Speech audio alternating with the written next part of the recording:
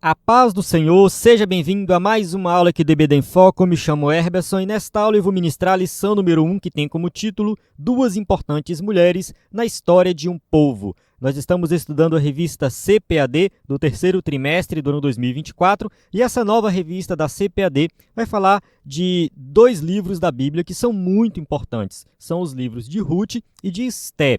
Então, assim, esta lição aqui vai fazer uma introdução aos livros de Ruth e de Esté de maneira geral, e depois, a partir da lição número 2, vamos entrar em detalhes sobre cada um desses livros, destacando os principais temas e enfatizando a importância de Ruth e Esté para a história da salvação. Sabemos que todo o Antigo Testamento aponta para Cristo, e aqui, ao falar de Ruth e de Esté, nós estamos falando, sim, do povo de Deus de maneira geral. Essas duas mulheres foram importantes não somente para o povo judeu, mas também para todo o povo de Deus. O Evangelho está presente em Ruth e Esté, e é isso que nós vamos enfatizar nesta revista, neste trimestre. Vale ressaltar que o título da revista como um todo é bem interessante. Fala assim, o Deus que governa o mundo e cuida da família. Os ensinamentos divinos dos livros de Ruth e Esté para a nossa geração. Então, assim, o Deus que nós servimos, ele governa todo o universo, ele governa todos os acontecimentos do mundo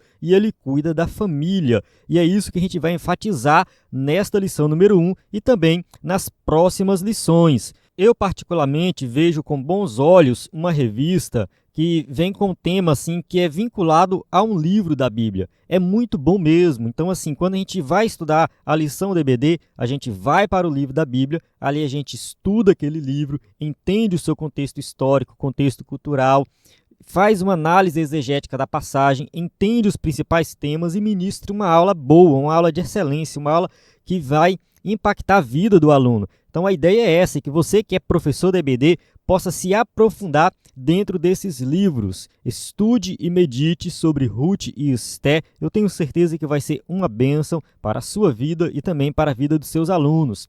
Aqui no EBD em Foco, nós vamos ministrar as aulas aqui seguindo a revista, mas também procurando trazer um conteúdo extra, um conteúdo muito mais profundo desses dois livros da Bíblia. Então, assim, você que é professor de EBD e quer ministrar uma aula de excelência, eu convido a assistir não somente a aula número 1, mas também as próximas aulas que nós vamos postar e também acessar o nosso material que nós temos no EBD em Foco. Eu já fiz um vídeo de introdução da revista como um todo, então assim, eu li toda a revista e fiz um vídeo apresentando ali as primeiras impressões que eu tive das lições. Nesse vídeo também eu dei algumas dicas de como você acessa o material, como que você prepara a sua aula. Recomendo você assistir esse vídeo de introdução da revista como um todo. Eu vou deixar o link dele na descrição do vídeo, mas também já enviei nos nossos grupos do WhatsApp. Bem, antes de iniciar aqui a aula, quero só dar um aviso importante, porque nós postamos o slide na segunda-feira. Porém, depois que eu postei o slide, eu percebi que eu postei uma versão errada do slide. A gente vai fazendo aqui várias versões e eu postei uma versão que estava faltando algumas imagens e algumas animações estavam ali fora de ordem.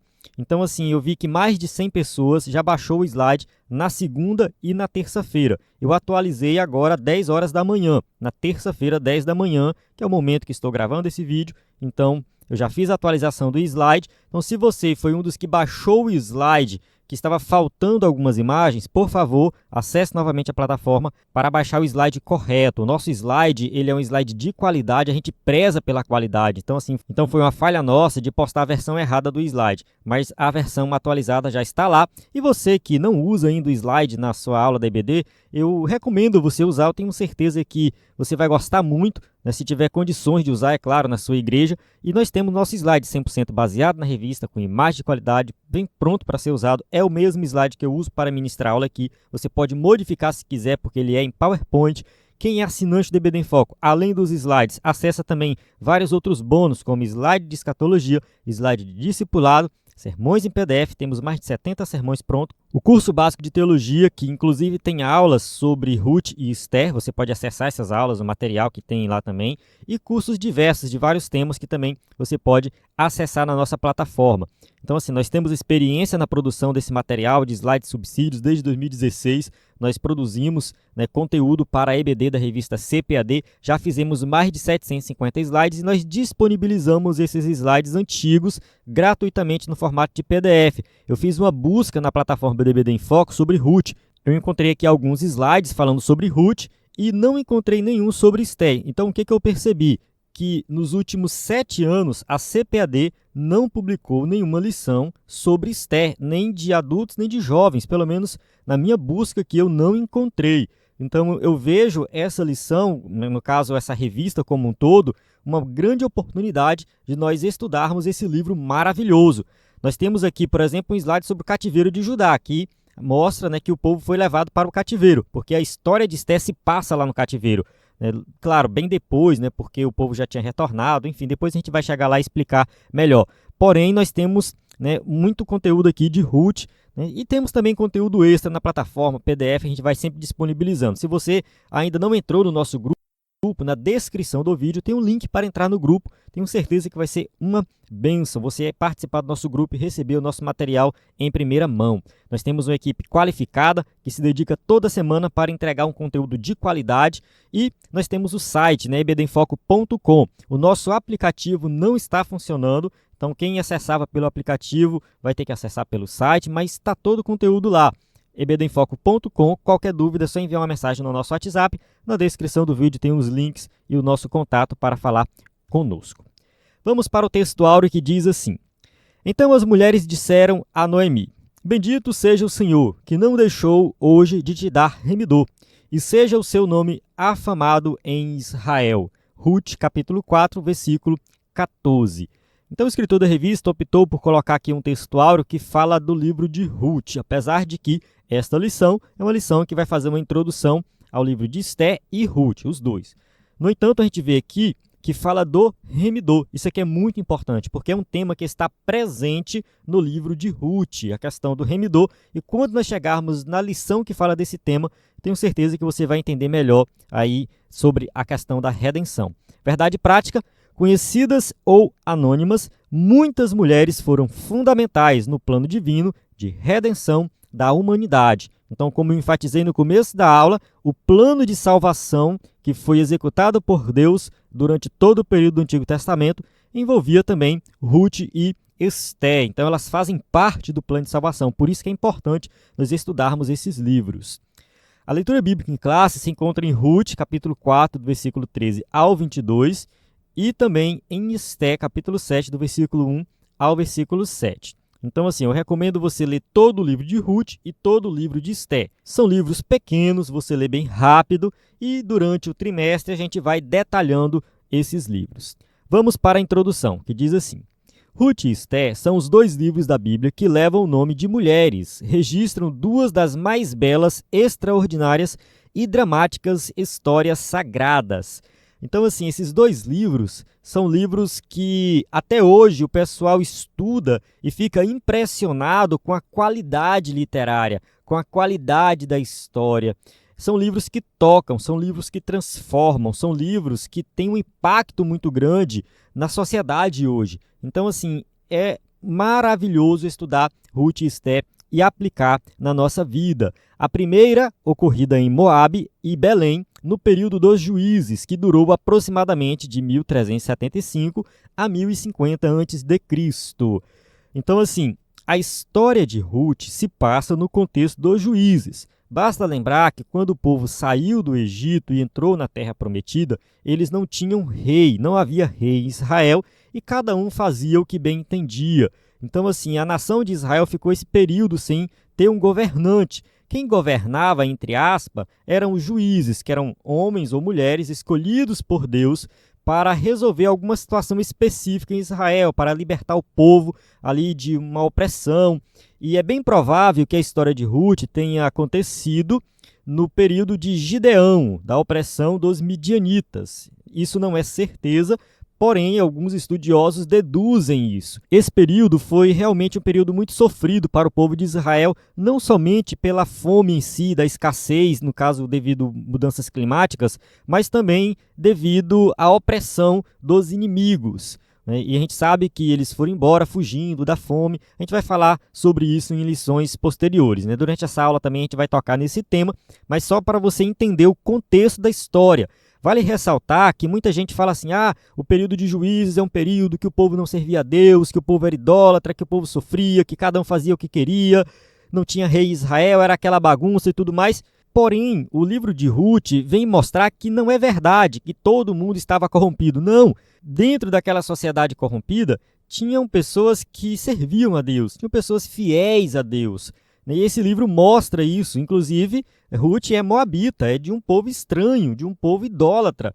E ela serve a Deus juntamente com a sua sogra em Belém. Então aqui a gente já consegue fazer a primeira aplicação, né, da lição. Mesmo diante de uma sociedade corrompida, que ninguém se importa com nada, Deus tem o seu povo, os seus escolhidos. A segunda, na Pérsia, depois do cativeiro babilônico, entre 483 e 473 a.C., ou seja, a história de Esté já se passa muitos anos depois da história de Ruth. O povo já tinha sido levado para o cativeiro, já tinha retornado do cativeiro e uma parte dos judeus tinha ficado lá na Pérsia. Aqui eu tenho que deixar bem claro que o cativeiro babilônico não foi uma escravidão. Muita gente pensa assim, cativeiro, o povo sofrendo, apanhando, aquela coisa toda. Não! O cativeiro babilônico foi mais ou menos assim um castigo que Nabucodonosor resolveu aplicar à nação de Judá. No caso, o reino do norte, que Israel já tinha sido levado para o cativeiro, não retornou. Porém, o reino do sul, que era Judá, eles foram levados ali para o exílio. Podemos dizer que não foi um cativeiro em si, mas foi um exílio, uma forma de castigo, permitido por Deus, porque o povo estava vivendo em idolatria e Deus queria castigar o povo e permitiu que Nabucodonosor fizesse isso. Então, assim, uma boa parte do povo foi levado ali para a Babilônia, né, no caso, né, não somente na Babilônia, mas eles foram espalhados por outras cidades e depois de muito tempo eles retornaram. No entanto, nem todo mundo voltou, porque muitos judeus se estabeleceram ali na Babilônia, construíram famílias, fizeram negócios, tinham fazendas. Então, assim, não fazia muito sentido para eles voltar para Jerusalém. Então, muitos ficaram e viviam uma vida normal. É por isso que eu digo que a palavra cativeiro não encaixa muito bem, porque eles foram levados para a Babilônia e ali eles permaneceram tranquilos, vivendo uma vida normal. E Esté está dentro desse contexto. Quando a história de Esté se passa, uma boa parte do povo já tinha retornado, eles já estavam reconstruindo o templo, reconstruindo a cidade, é onde se passa a história de Esdras, de Neemias também, enfim, é isso, tá? Então, assim, são contextos diferentes aqui de Ruth e de Esté. Eu tomei um pouquinho de tempo aqui nessa introdução, porque esse contexto tem que ficar muito bem explicado. E só mais um detalhe aqui, o tempo antes de Cristo vai diminuindo, viu? Olha só, aqui quando a gente fala do período de Juízes é de 1375 a 1050. Ou seja, se passa aí cerca de 325 anos, né? Ou seja, vai contando de trás para frente. Né? E, da mesma forma, a história de Esté se passa de entre 483 a 473, ou seja, vai diminuindo. Então, antes de Cristo, sempre vai diminuindo até chegar no ano 0. Ruth e Esté viveram em épocas, circunstâncias e contextos muito diferentes, mas expressaram as mesmas virtudes espirituais e morais: fé, convicção, humildade, coragem, obediência, simplicidade, pureza, abnegação, temor a Deus e disposição de servir. Então aqui nós temos várias virtudes espirituais que estão presentes tanto em Ruth como em Esté. A gente tem que olhar para o livro como um todo, no entanto, olhar especificamente para essas duas mulheres, porque elas foram fundamentais dentro dessa história. Essas duas mulheres foram fundamentais para a preservação do povo judeu, a descendência piedosa de Abraão. Suas vidas continuam sendo fontes de profunda inspiração para todos que desejam agradar a Deus e viver para a sua glória. Então essas duas mulheres realmente elas foram fundamentais dentro da história da salvação, da história do povo judeu. O que elas fizeram foi realmente algo extraordinário. E quando eu digo assim extraordinário, não é porque elas foram mulheres valentes de guerra, de brigar, nada disso. Extraordinário na simplicidade delas, na obediência, na fé, na coragem que elas tiveram. A gente vai estudar detalhes sobre isso mais na frente. Vamos ler Hebreus capítulo 11, versículo 6, diz assim: ora, sem fé é impossível agradar-lhe, porque é necessário que aquele que se aproxima de Deus creia que ele existe e que é galardoador dos que o buscam. Então, assim, nós temos que ter fé para nos aproximarmos de Deus. Nós temos que crer que Deus existe e que Ele está presente, que Ele vai recompensar os seus servos. Encerrando aqui a introdução, vamos entrar no tópico 1 da lição. Já deu para perceber que essa lição é uma lição bem rica, com muitos detalhes. Pode ser que fique uma aula bem longa, mas eu recomendo você assistir ela porque vai ser muito bom para você entender melhor as próximas aulas aí das próximas lições. Vamos lá. Tópico 1. Ruth, uma mulher importante para a linhagem de Davi. 1.1. Uma moabita. Descendente de Moabe, filho da relação incestuosa de Ló, o sobrinho de Abraão, com sua filha mais velha, os moabitas eram um povo pagão, hostil a Israel, desde os dias do rei Balaque. Então, assim, os moabitas eram um povo que vieram dessa linhagem incestuosa, da relação de Ló com suas filhas. Vale destacar aqui que a relação de Ló com suas filhas não foi uma relação aprovada por Deus, né? Tem gente que usa essa passagem para mostrar, olha só que absurdo, Deus permitiu que isso acontecesse. Não, aqui não tem nada a ver de uma aprovação divina. E também não foi algo do desejo de Ló. Pelo que nós entendemos no texto bíblico, foram as filhas de Ló que tomaram a decisão de embriagar ele, se deitar com ele, para ter filho com ele. Então, assim, foi algo errado e a partir daí surgiu esse povo. E era um povo hostil à nação de Israel. Juízes, capítulo 11, versículo 17, diz assim: Israel enviou mensageiros ao rei dos Edomitas, dizendo: Rogo-te que me deixes passar pela tua terra. Porém, o rei dos Edomitas não deu ouvidos. Enviou Israel também ao rei dos Moabitas, o qual também não quis. E assim Israel ficou em Cádiz. Então aqui os Edomitas e os Moabitas, eles eram hostis ao povo de Israel. Foi um povo que foi inimigo de Israel. Estava do lado de Israel, eram parentes, né, porque Ló era sobrinho de Abraão.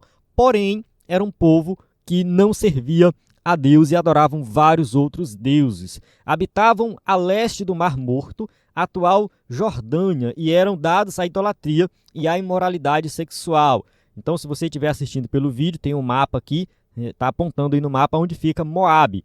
Observe que é bem perto ali de Israel. Tem Edom, tem Moabe, tem Amon, os amorreus. Então, todo esse povo aí, ao lado de Israel, muitas vezes entrava em conflito com Israel. Eles não gostavam da nação de Israel. Vamos ler a passagem de Números 25, versículo 1 e 2. E Israel deteve-se em Sitim, e o povo começou a prostituir-se com as filhas dos moabitas. Estas convidaram o povo aos sacrifícios dos seus deuses, e o povo comeu e inclinou-se aos seus deuses. Então aqui foi um período triste da nação de Israel, que eles ainda estavam no deserto, né, caminhando para a terra prometida, e eles se deitaram com as mulheres, prostituíram-se com as mulheres moabitas, e essa prostituição foi uma prostituição bem profunda, porque entrou também a questão da adoração aos deuses moabitas, os sacrifícios dos deuses moabitas, que muitas vezes envolvia até sacrifício de crianças. Então, assim, era um povo hostil, um povo que praticava vários crimes, um povo que vivia realmente na prática do pecado. Pertencendo a este povo, era de todo improvável que Ruth fizesse parte da linhagem de Davi, família da qual viria o Messias, o Salvador do mundo. Então, assim, nós sabemos que a linhagem do Messias é uma linhagem que vem repleta de pessoas improváveis, né? Ninguém imaginava que na linhagem de Jesus estaria ali uma moabita, né? Uma mulher dessa região, uma mulher que pertencia a esse povo que vivia na prática do pecado, na idolatria, um povo hostil à nação de Israel. Mas foi do meio desse povo que veio essa mulher chamada Ruth, que abandonou toda essa vida antiga dela, que abandonou os seus deuses, que foi servir ao Deus de Israel. Ela foi a bisavó de Davi e fez parte da linhagem real, da linhagem de Jesus. Isso aqui é muito importante. Vale ressaltar que, além de Ruth, a gente tem também Raabe, né, que faz parte da linhagem de Jesus. Enfim, isso aí mostra a abrangência da salvação. Deus quer salvar não somente o povo de Israel, isso está presente no Antigo Testamento, mas Deus quer salvar toda a humanidade. Então, a entrada de Ruth na linhagem do Messias representa a abrangência do Evangelho. O Evangelho é para a salvação de todo aquele que crê. Ela foi salva pela fé, ela creu, ela acreditou, ela tomou a decisão de abandonar a vida antiga e viver uma nova vida, e Deus honrou a decisão de Ruth. Mas os caminhos de Deus são mais altos do que os nossos, estão muito acima de nossa compreensão. Então, Deus tem os seus planos, os caminhos deles são superiores ao nosso. Enquanto a nação de Israel muitas vezes menosprezava os outros povos, Deus estava mostrando que ele acolhia todos os povos. O seu caminho é muito superior ao nosso. Ele é soberano, faz do improvável provável e do impossível possível quando cremos nele. O tememos e obedecemos sem impor-lhe qualquer condição. Foi isso que Ruth fez. Ela simplesmente acreditou em Deus, não impôs nenhuma condição. Não, porque se Deus me abençoar, eu vou fazer isso. Se Deus mudar minha vida, eu vou servir a Ele. Não, Ruth simplesmente tomou a decisão de servir a Deus e acompanhar a sua sogra. Tópico 1.2, a família belemita. A história de Ruth muda a partir de seu ingresso em uma piedosa família de Belém de Judá, que peregrinava nos campos de Moabe por causa da fome que assolava a terra de Israel. Ruth, capítulo 1, versículo 1. E sucedeu que nos dias em que os juízes julgavam, houve uma fome na terra, pelo que um homem de Belém de Judá saiu a peregrinar nos campos de Moabe, ele e sua mulher e seus 2 filhos. Então a gente tem aqui uma situação de pobreza, de fome, de miséria. Elimeleque teve que vender as suas terras e ele foi embora de Belém. Belém significa casa do pão, né? Porém a casa do pão estava sem pão. E ele vai procurar uma vida melhor em uma terra estrangeira. No entanto, nós sabemos que essa decisão de Elimeleque, sua esposa, né, e seus filhos, não foi uma decisão sábia. Eles sofreram com isso. Sabemos que essa decisão de fugir, de procurar refúgio nessa terra estrangeira, realmente ali trouxe vários problemas para aquela família. Sabemos que Deus agiu, que Deus abençoou, porém o ponto aqui é que essa situação fez com que Ruth se envolvesse com essa família. Foi a partir dessa situação que Ruth conheceu o Deus de Israel, que depois ela se converteu. Eram Elimeleque, sua mulher Noemi e os filhos Malom e Quilion. Então era essa família, né, que era uma família provavelmente muito conhecida ali. A cidade era pequena, todo mundo se conhecia, mas eles foram embora. Não sabemos se outras pessoas foram com eles, o texto bíblico não diz, mas eles tomaram essa decisão. Depois de algum tempo na terra dos Moabitas, Elimeleque morre, ficando Noemi na companhia de seus 2 filhos. Ruth se casou com Malom, o mais velho deles. Ao final de quase 10 anos, também Malom e seu irmão Quilion morreram. Então aqui a gente vê que Malom e Quilion eram os filhos de Elimeleque e Noemi. Eles se casaram com Ruth e Ofra, essas 2 mulheres moabitas. E o texto bíblico não diz quanto tempo eles permaneceram casados, não diz qual foi a causa da morte, se foi um acidente, se foi alguma doença. Nós não sabemos. A única coisa que sabemos é que eles morreram, né, tanto os filhos como o pai. Viúva e sem filhos, Noemi decide voltar a Belém, motivada pela notícia de que a fome havia cessado em sua terra. Então, assim, Noemi ouve a notícia que não tem mais fome na terra. No entanto, ela tem em mente que ela está vivendo em uma terra estrangeira, que adora outros deuses, e ela quer voltar para a sua terra para adorar o seu Deus. Ela quer voltar para a sua terra para servir a Deus, porque ela sabe que Deus vai sustentar ela. A gente fala muito de Ruth, mas Noemi também é uma mulher de fé, é uma mulher de coragem. A situação que ela estava passando era uma situação muito, muito difícil. Para os dias de hoje, uma mulher que perde o esposo e os filhos já é difícil. Naquela época era muito, muito, muito difícil, porque além de ter perdido toda a sua família, ela também não tinha nenhum bem material, ela não tinha uma casa, ela não tinha uma terra, porque diante da fome eles tiveram que vender as suas terras, né? E depois essas terras elas poderiam ser compradas de volta por um parente remidor, que é um tema que a gente vai tratar nas próximas lições. Mas assim, que fique bem claro que a situação de Noemi era uma situação muito difícil, de extrema pobreza e de miséria.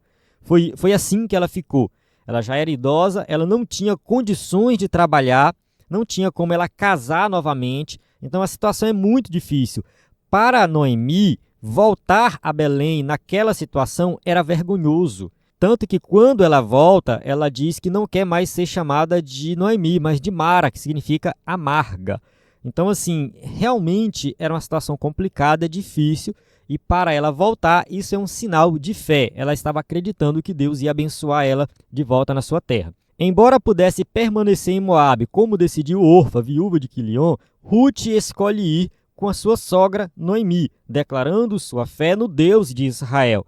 Então a gente tem aqui uma despedida, no entanto Ruth não quer ficar em Moabe, ela toma essa decisão. Ruth capítulo 1, versículo 16. Disse, porém, Ruth, não me instes para que te deixe e me afaste de ti, porque aonde quer que tu fores, irei eu, e onde quer que pousares à noite, ali pousarei eu.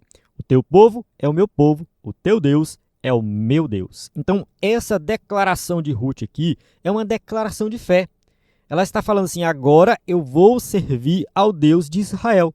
Noemi, o teu Deus, que é o Deus Todo-Poderoso que vocês servem lá, o Deus de Jeová, esse vai ser o meu Deus. Eu renuncio todos os deuses aqui de Moabe. Eu renuncio toda a vida que eu tive aqui em Moabe. E a partir de agora, eu quero ter uma nova vida. Ela sabia que a vida de Noemi era difícil, que Noemi estava voltando em extrema pobreza. Porém, ela teve fé, ela acreditou e ela seguiu Noemi. Ela tomou a decisão de servir ao Deus de Israel. É por isso que em Hebreus 11 diz que sem fé é impossível agradar a Deus. É por isso que em Hebreus 11 está ali a lista de nome de várias pessoas que foram salvas pela fé, deixando bem claro que aquilo ali é só um exemplo.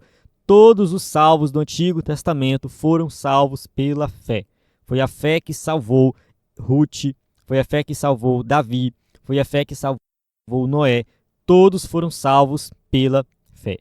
Tópico 1.3, matrimônio e maternidade. Esta síntese biográfica tem seu ápice em Belém, com dois eventos que foram fundamentais para que o propósito de Deus se cumprisse na vida dessa moabita. Então essas duas mulheres vão a Belém, no caso Noemi está retornando e Ruth está indo pela primeira vez para essa terra diferente. Agora Ruth, que é a estrangeira, ela que chega em uma terra que ela não conhece, apegada à sua sogra e sempre disposta a obedecê-la e servi-la, Ruth alcança o favor do Deus de Israel, sob cujas águas te vieste abrigar. Ruth capítulo 2, versículo 12. Então ela está o quê? Debaixo das asas do Deus de Israel. O casamento com Boaz, parente de Elimeleque, e o nascimento de seu filho Obed fazem de Ruth uma ascendente direta de Davi, de quem foi bisavó e integrante da genealogia de Jesus. Olha só Mateus capítulo 1, versículos 5 e 6.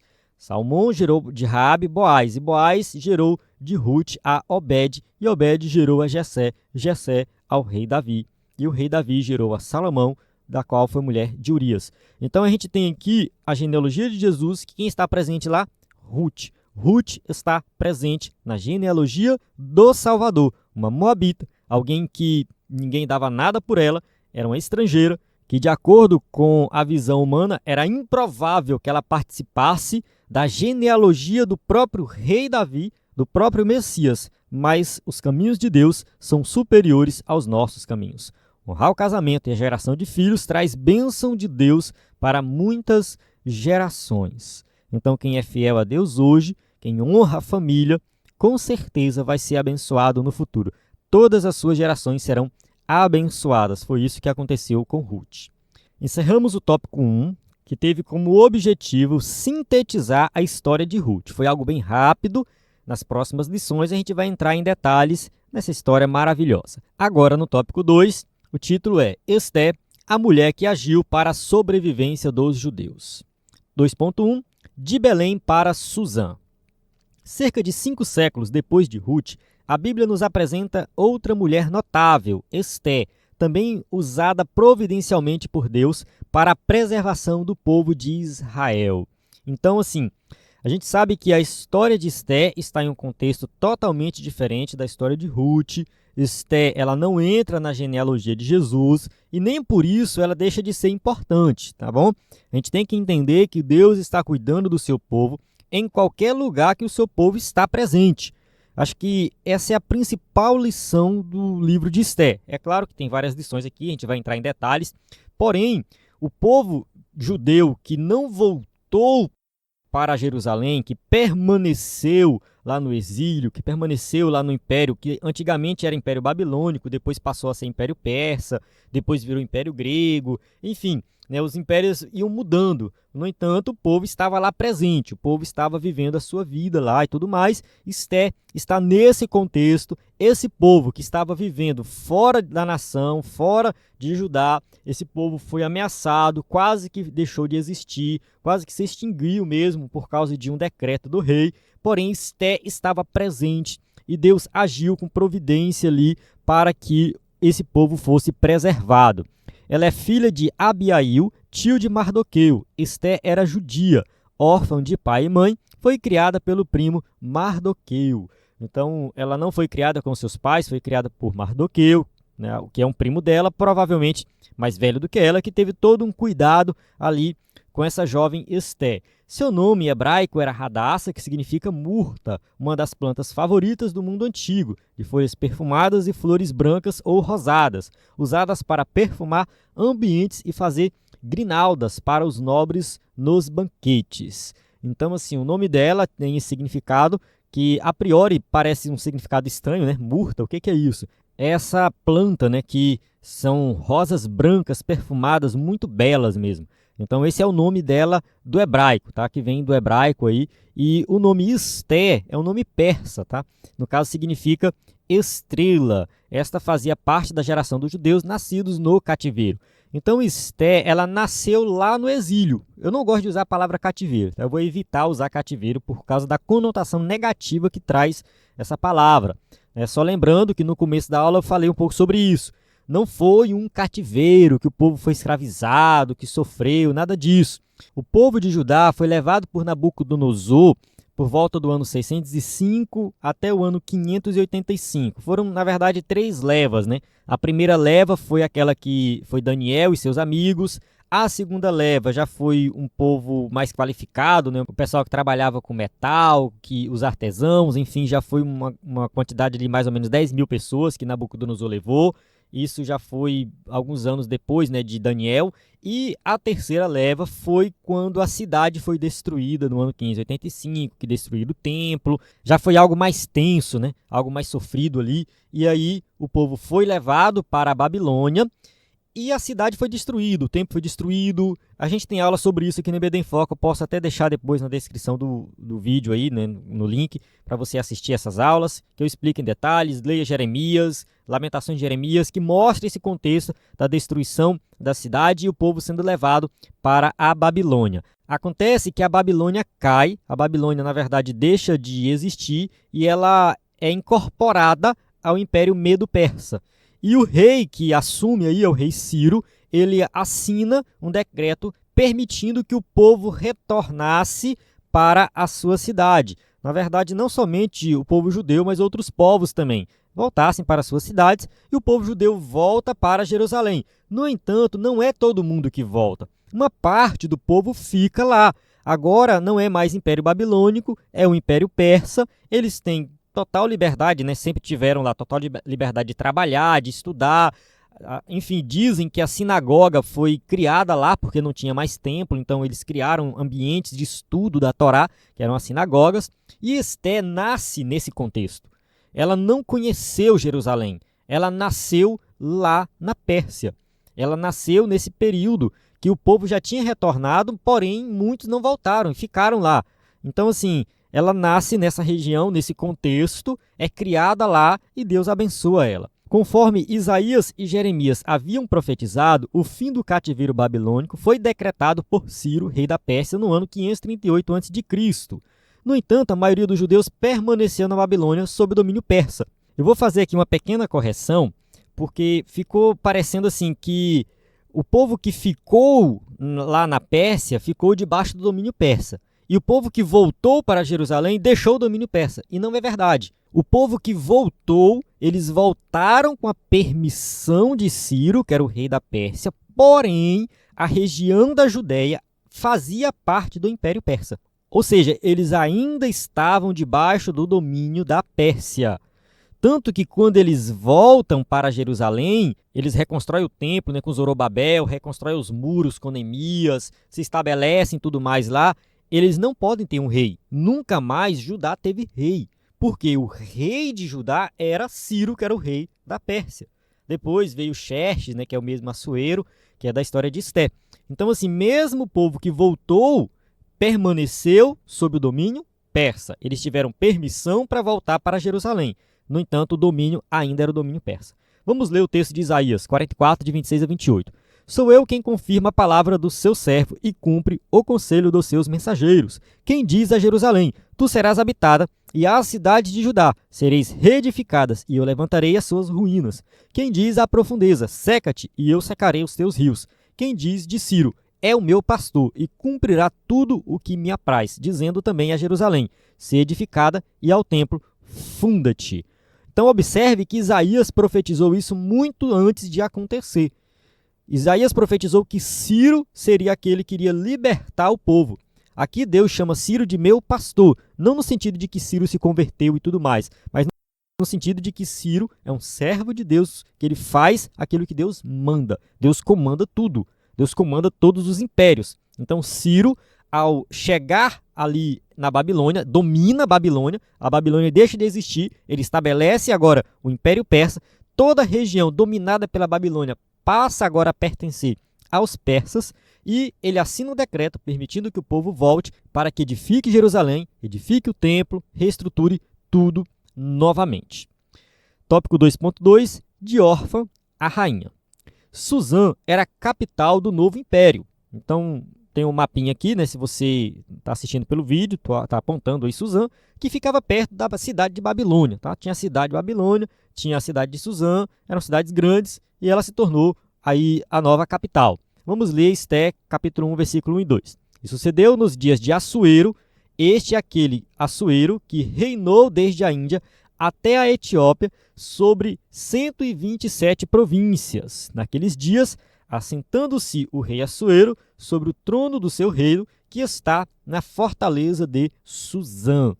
Então observe que o livro de Esté vai dar muitos detalhes sobre o Império Persa, sobre o rei. Olha só, aqui está falando o nome do rei, está enfatizando o domínio desse império, 127 províncias, ou seja, eram regiões que eles dominavam, que estavam ali sob o domínio deles. Foi um grande império que permaneceu por muito tempo, se eu não me engano, foi uns 200 anos que eles permaneceram, que depois eles foram derrotados pelos gregos, né?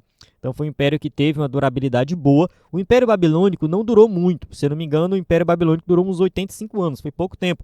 No entanto, o Império Persa dura um pouco mais, depois chega o Império Grego, depois o Império Romano, tem toda essa sequência aí de um império dominando sobre outro, né? E Assuero é um outro nome para Xerxes. Então, quando você vê Xerxes primeiro, é a mesma coisa que Assuero. E isso não está presente no livro de Esté, mas os historiadores deduziram isso a partir ali do período que acontece a história. Lá viviam Esté e Mardoqueu, dentre milhares de outros judeus. Então, como eu já falei, muitos judeus voltaram para Jerusalém, porém, aqui nesse período, eles estão lá e não pretendem voltar. Então, assim, Esté está vivendo num período em que muitos judeus estão bem estabelecidos lá na Pérsia, lá em Suzã e outras cidades, e eles não estão preocupados em voltar a Jerusalém. Tá? Estão lá tranquilo, construindo família, têm negócios. Então essa história ela se passa aproximadamente 40 anos depois que Ciro assina o decreto. Então observe que o povo já tinha voltado, estava reconstruindo a cidade e Esté nasce nesse contexto. Dotada de rara beleza, Esté integrou o grupo de moças virgens que se candidataram para suceder a rainha Vasti, deposta pelo rei Assuero por sua desobediência, como escreve o historiador judeu Flávio Josefo. Então Flávio Josefo, historiador judeu, que dá muitos detalhes, né, do que aconteceu no passado, mas enfim, a gente tem isso também nas escrituras, né? Está bem claro ali no livro de Esté que Vasti não quis comparecer ao banquete do rei e por isso ela deixou de ser rainha. O rei chamou ali, né, os seus súditos para escolher uma nova rainha e tudo mais, e Esté estava no meio aí, né? Esté foi uma das que se candidatou a ser rainha. Vasti se recusou a comparecer a um banquete oferecido pelo rei nos jardins de seu palácio. Então era muito comum naquela época o rei fazer grandes banquetes que duravam dias e dias ali, chamavam outros reis vizinhos, enfim, os amigos. E era uma bebedeira, era muita coisa. Ele queria exibir a rainha, né? De alguma forma, o que ele estava fazendo, olhando assim com a mentalidade que nós temos hoje, a gente vê que ele estava simplesmente querendo exibir a rainha como se fosse um objeto. Era basicamente isso que ele queria fazer. Enfim, mas para o contexto da época isso era comum, era normal. Vasti, ela desobedeceu o rei, ela deveria obedecer o rei nesse sentido, né, porque o rei era o rei, né? Enfim, e ela desobedece e por causa disso ela perde o seu posto de rainha. Em um inequívoco ato da providência divina, Esté se tornou rainha em seu lugar. Então observe que tudo isso está no controle de Deus. As coisas estão acontecendo, mas Deus está controlando todas as coisas. Então Deus já estava planejando colocar Esté como rainha porque ele tinha um grande livramento para o seu povo que viria através de Esté. 5 anos depois, essa jovem judia, agindo com sabedoria e muita coragem, obteve de Assuero um decreto que livrou da morte o povo judeu de todo o império. A gente vai entrar em detalhes sobre isso nas próximas lições, mas isso aqui é importante destacar. O rei tinha assinado um decreto sem ler, enfim, só pegou, assinou, sem entender o que estava acontecendo, e esse decreto dizia que o povo judeu deveria ser exterminado.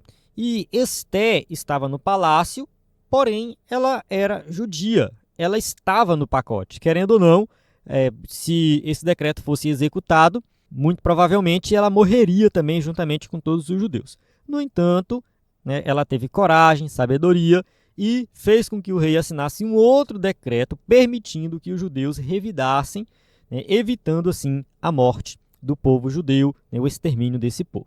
Como diz Matthew Henry, ainda que o nome de Deus não se encontre no livro de Esté, o mesmo não se pode dizer de sua mão, guiando minuciosamente os fatos que culminaram na libertação de seu povo. Então tem todo um debate aí, por que o nome de Deus não está presente no livro de Esté. A gente vai falar disso mais na frente. No entanto, a gente sabe que Deus está presente. O nome dele não está, mas a sua soberania, o seu poder está presente. Tópico 2.3, no campo ou no palácio. Assim como Ruth, Esté é um exemplo inspirativo do quanto valem a fidelidade e a confiança em Deus, seja qual for o contexto em que vivamos. Então não importa o contexto, não importa onde você está, não importa onde você trabalha, não importa o que você faz da sua vida, Deus vai te abençoar se você for fiel a Ele, se você confiar nele. Os princípios divinos são absolutos, imutáveis, suficientes para orientar a nossa conduta em qualquer tempo e lugar. Vamos ler Salmo 19, versos 7 a 9.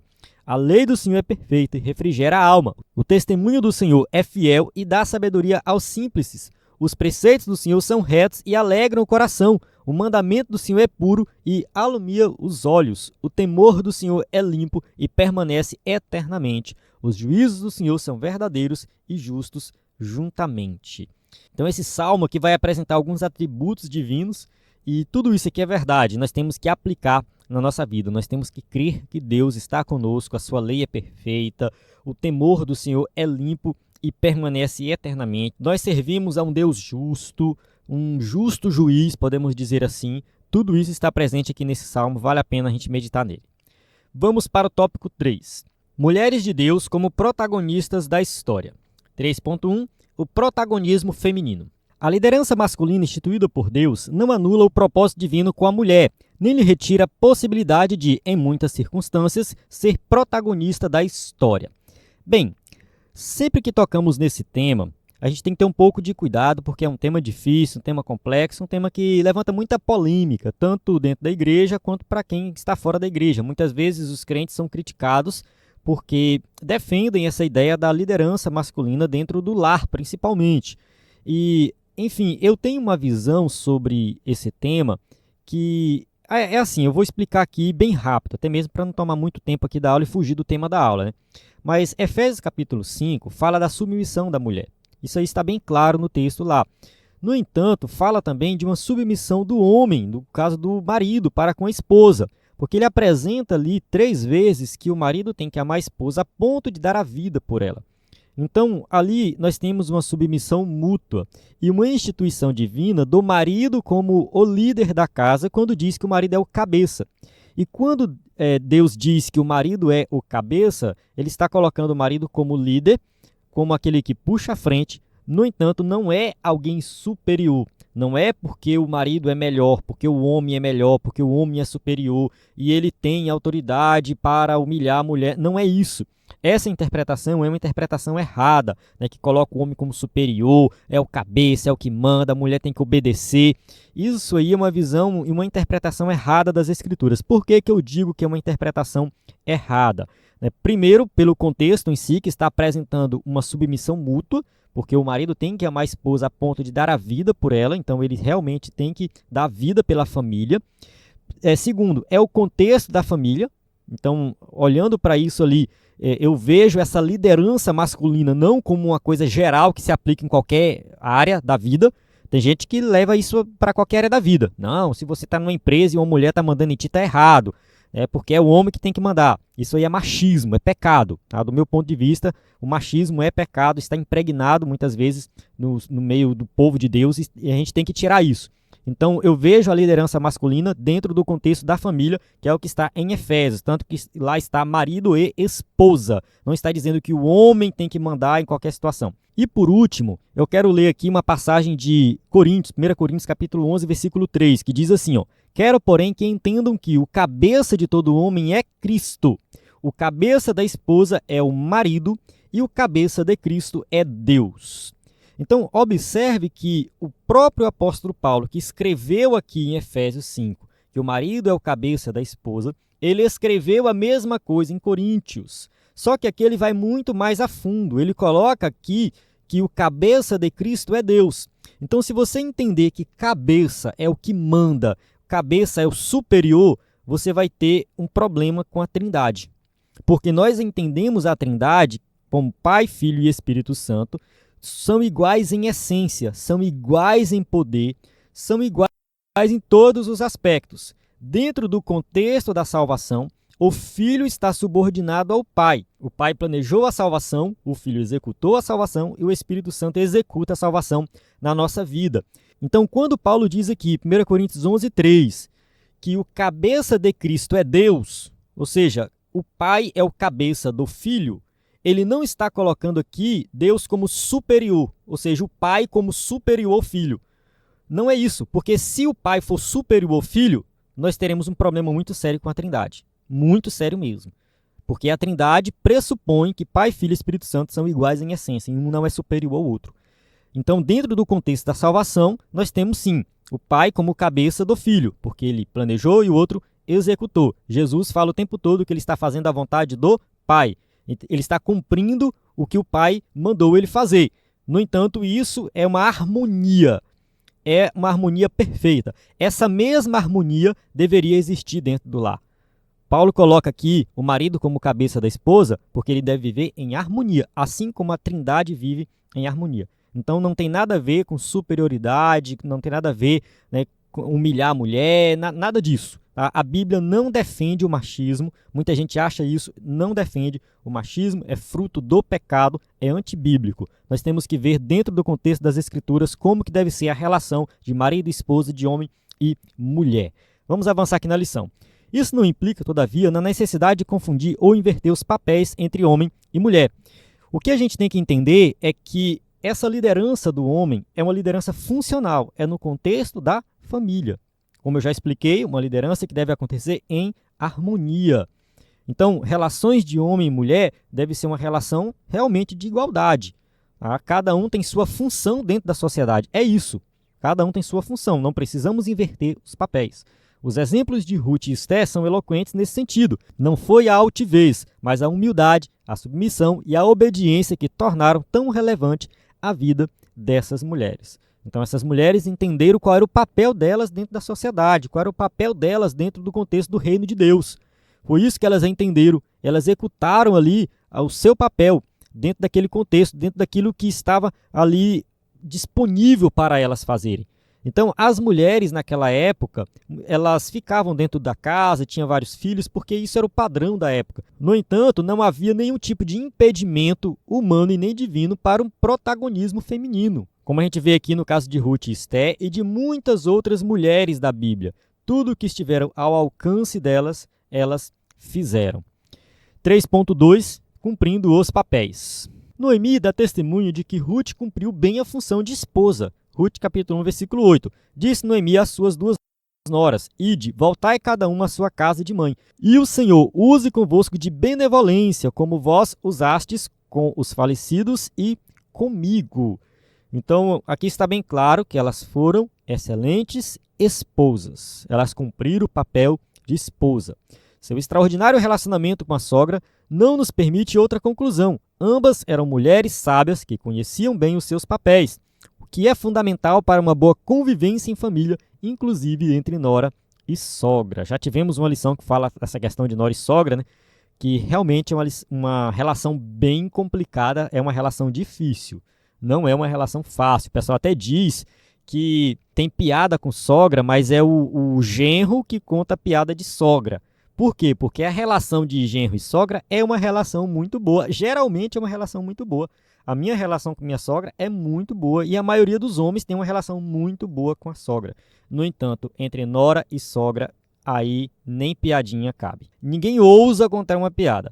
É algo que a gente tem que aprender com Ruth e Noemi. Aqui tem uma relação bíblica que deve ser imitada por todos os crentes, ou seja, todas as noras e sogras deveriam imitar Ruth e Noemi. Vamos ler Provérbios 14:1. Toda mulher sábia edifica a sua casa, mas a tola derriba com as suas mãos. Tópico 3.3, educação familiar. Não foi apenas a beleza de Esté que lhe fez ser escolhida rainha, mas também sua humildade e bom comportamento no palácio. Então, assim, ela era muito bonita, muito bela, realmente, mas não foi a beleza dela que fez algo diferente. Tá? Foi a atitude dela, foi a ação dela. A gente tem uma tendência nos dias de hoje de olhar para a mulher e achar que a mulher conseguiu alguma coisa só porque ela é bonita. Ah, porque é bonita e consegue. Ah, porque é bonita e aí tem passagem livre. Ah, porque é bonita e foi promovida na empresa. A gente tem que deixar um pouco disso porque isso é machismo. Tá? É machismo achar que a mulher só consegue as coisas porque é bonita. Isso pode até acontecer em um ou outro contexto. No entanto, na maioria das vezes, o que as mulheres conquistam, elas conquistam pelo seu próprio esforço, pela sua capacidade intelectual, pela sua humildade, pelo seu comportamento. E foi assim que aconteceu com Esté. Esté, ela conseguiu as coisas não foi porque ela era bonita, mas porque ela teve pulso firme, porque ela foi sábia, porque ela teve fé em Deus, porque ela teve coragem, tomou decisões complicadas, difíceis, mas ela assumiu o risco. Vamos ler o texto aqui de Esté, capítulo 2, versículo 15 ao 17. Chegando, pois, a vez de Esté, filha de Abiail, tio de Mardoqueu, que tomara por sua filha, para ir ao rei, coisa nenhuma pediu, senão o que disse Hegai, eunuco do rei, guarda das mulheres. E alcançava Esté graça aos olhos de todos quantos a viam. Assim foi levada Esté ao rei Assuero, à casa real, no 10º mês, que é o mês de Tabete, no 7º ano do seu reinado. E o rei amou a Esté mais do que a todas as mulheres, e ela alcançou perante ele graça e benevolência mais do que todas as virgens, e pôs a coroa real na sua cabeça e a fez rainha em lugar de Vasti. Então, aqui está, né, a coroação de Esté, muito pela sua competência, porque ela passou por um concurso ali, né, teve toda uma análise e tudo mais. Né, a gente não sabe os detalhes desse concurso, né, porque eram várias mulheres virgens para serem promovidas a rainha, uma delas seria escolhida, e ela foi escolhida. Eu tenho certeza que todas outras eram belas também. Eles não iam escolher uma mulher feia para o rei, não, mulheres belas. No entanto, Esté se destacou. Foi pela beleza? Também. No entanto, o destaque dela maior, com certeza, foi a sua competência em várias outras áreas. Apesar de órfã, Esté havia recebido uma boa educação de Mardoqueu, a quem devotava obediência e profundo respeito. Então nós podemos concluir que ela foi muito bem educada. Eu não pesquisei sobre a questão da educação de maneira geral na Pérsia, naquela época, mas eu posso deduzir que as mulheres tinham também acesso à escola, que elas conseguiam ler, porque não era todo mundo que lia, tá? Naquela época era bem restrito, mas eu acredito que era possível sim uma mulher estudar, ler, desenvolver várias outras habilidades. É no lar que somos forjados para os grandes desafios da vida. Provérbios capítulo 30, versículo 17. Os olhos que zombam do pai ou desprezam a obediência da mãe, corvos do ribeiro os arrancarão, e os pintãos da águia os comerão. Então aqui está bem claro, né, que aquele que zomba do pai, que desobedece à mãe, vai sofrer as consequências. E Esté, ela era uma mulher que tinha várias habilidades, que com certeza ela obedeceu ali, né, a Mardoqueu, que deu essa educação para ela, que criou ela como uma filha. E diante de tudo isso, né, ela foi lá e foi coroada rainha. Amém? Chegamos na conclusão da nossa aula. Vamos ler aqui que diz assim: Deus continua usando mulheres para cumprir seus propósitos. Algumas se tornam conhecidas e têm seus nomes registrados na história, como Ruth e Esté. Outras, como a mulher de Noé, vivem a vida toda no anonimato, mas nem por isso deixam de ser importantes. O que seria do patriarca sem uma companheira fiel ao seu lado enquanto cumpria a missão divina que recebera? No reinado de Deus, seja homem, seja mulher, o que importa não é o quanto a pessoa aparece, pois o Senhor olha para o coração. Então aqui o escritor da revista está deixando bem claro que muitas mulheres não tiveram os seus nomes citados, mulheres da Bíblia mesmo, não vemos ali o nome delas aparecendo. No entanto, elas foram importantes para o contexto daquela família, foram importantes para o plano de Deus. Então assim, essas mulheres, elas cumpriram o seu papel, foram fiéis a Deus, Deus abençoou e assim nós temos muito que aprender com elas, mesmo quando a gente não vê uma citação, mas nós temos muito a aprender com essas mulheres da Bíblia. Amém? Então, aqui fica um convite para todas as mulheres: não se sintam inferiorizadas, não deixe ninguém tratar você como inferior, não fique tentando provar para ninguém, para outras pessoas que você pode fazer uma coisa ou outra, ter certa competência. Não se preocupe com isso. Deus vai te honrar, Deus vai te abençoar se você for fiel a Ele e fazer aquilo que está ao seu alcance. Vai lá, cumpra o seu chamado que Deus vai te abençoar. Amém? Vou finalizar aqui a aula, temos as perguntas para quem vai usar o slide na igreja. Mais uma vez lembrando aí que quem baixou o slide na segunda e na terça, recomendo baixar novamente, porque a gente postou uma versão errada do slide e já atualizamos na plataforma. Já enviamos, vamos enviar no e-mail também, enfim, vamos avisar aí para quem não teve acesso ao slide atualizado para acessar esse slide novamente. Amém? Encerro aqui. Na plataforma EBD em Foco, você tem tudo o que precisa para ministrar uma aula de excelência na EBD. A paz do Senhor, até a próxima aula.